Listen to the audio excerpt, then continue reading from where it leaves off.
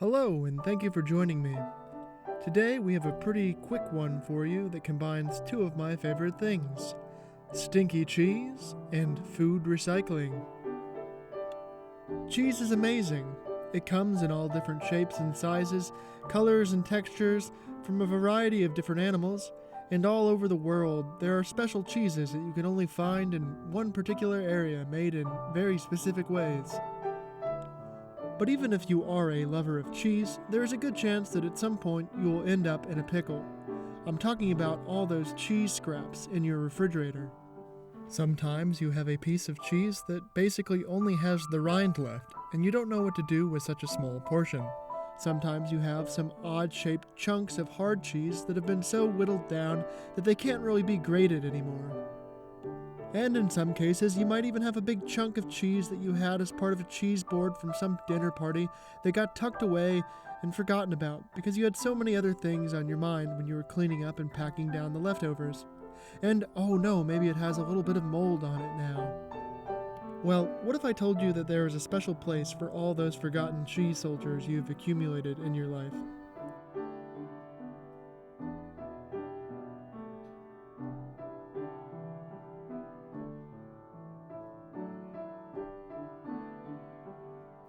The dish is called Fromage Fort, which literally translates to strong cheese. What it is a mixture of various leftover cheeses that have been blended together with garlic and wine to make a potent cheese spread. It is not for the faint-hearted, but if you are a fan of stinky cheese in the first place, you are going to love it. Let's get to work. I have here several different cheeses from my fridge. On this plate, I have some scraps of pecorino romano, some blue cheese, some camembert, and a Danish cheese called Maribor, which is somewhat similar to the Dutch Gouda. And on this plate, I have some brie, which is past its prime, a spoon of mascarpone, and the leftovers of the Bavarian cheese spread that I made in an earlier video, which, as you can see, is starting to develop some mold. But that doesn't deter us. This is what I have on hand, but the great thing about this dish is that the recipe is very flexible. Just use what cheese scraps you have. As Jacques Pepin says when presenting this recipe, anything goes. In total, I have about 1.5 pounds of cheese here, but you could easily make a smaller batch if you have less scraps, or a bigger batch if you have more. Again, this recipe is not meant to be exact. As if the flavor from the cheese wasn't strong enough, I also have here some garlic, which I'm just peeling. I'm using about 4 good cloves, but you could use more or less depending on your taste. We will be using a food processor, so the cheese doesn't need that much work. I just go through and take a look at each one. The pecorino romano is quite hard, so I'm cutting it into smaller pieces to make it easier on the machine. The camembert is not all that old, so when I go through to cut the soft rind off, I'm not being that particular. Some of it remains.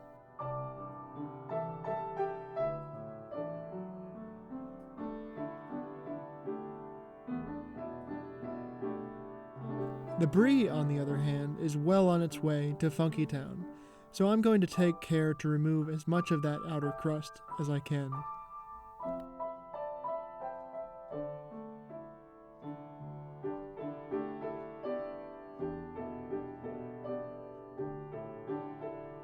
With the Maribor and the blue cheese, I just break it up a bit with my fingers.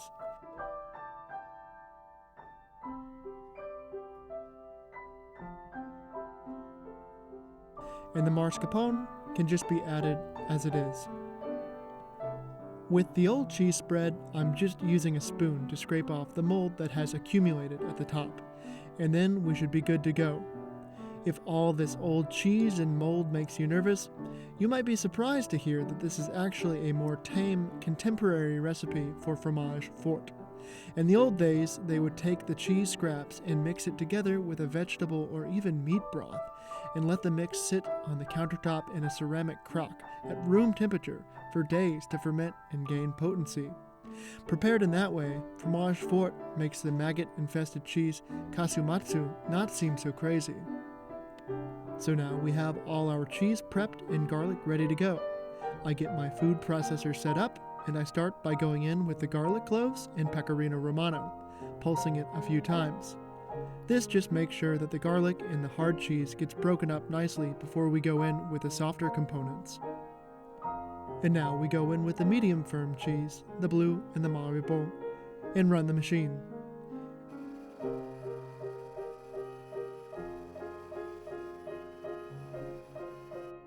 And now it's in with the soft cheese, and we run the machine again. Now, as you can see, the cheese is breaking up quite a bit, but it's struggling to be blended completely. That's where our wine comes in handy. I'm adding maybe a quarter cup to a third cup of white wine here. And you can see how that really helps to get the cheese to blend and become smooth. Take the lid off your food processor and really check to see if you need a bit more wine or not.